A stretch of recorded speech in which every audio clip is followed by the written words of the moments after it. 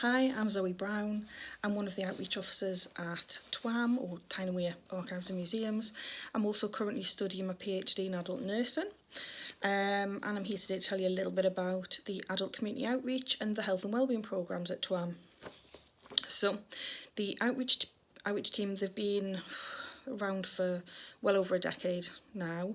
We exist to connect with people using the collections as a tool. We specifically work with adults who do not currently engage with TWAM and who fit within one of our 4 targeted community engagement programmes that we offer. You'll see these programmes are very health and wellbeing focused. So the programmes we offer are the Recovery Rich programme, the Wellbeing programme, the Network programme and the Platinum programme. Very quickly, Platinum works with over 55s, Recovery Rich, which stands for Recovering Identities Through Culture and Heritage, works with people in addiction and justice recovery. Wellbeing, that focuses on people who are living with mental health issues and are in recovery, but it's also about that preventative work, people's general wellbeing. The Network programme works with lots of people across Tyneside, and it's about kind of transforming the TWAM spaces, so it could be the venues, the collections, audience experience. All of the programmes that we work with, we partner with statutory and third sector organisations, with professionals there as they support the partners, the participants that we work with. So how do we end up with these programmes? Well, firstly, we're a civic museum. We exist because the residents want us to exist. And our mission at TWAM as well, I think it's important, just so you know, it's to help people determine their place in the world and define their identities, so enhancing their self-respect and their respect for others. And I think that mission really drives us. So, this was about 8 years ago.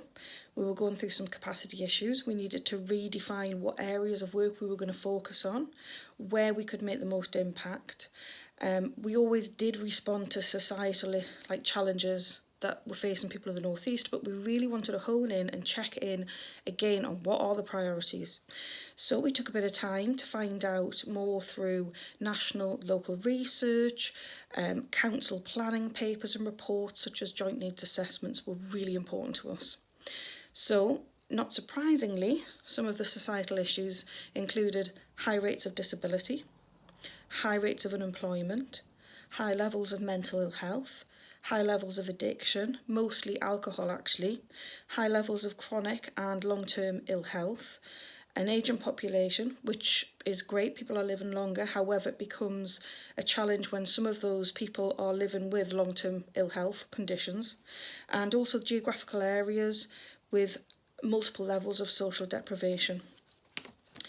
I think it's worth noting that the health inequalities are such that some of the poorest adults in the North East will die more than 9 years earlier than some of the most affluent who live only a few miles away. And I also think it's interesting, I was at a conference a couple of weeks ago.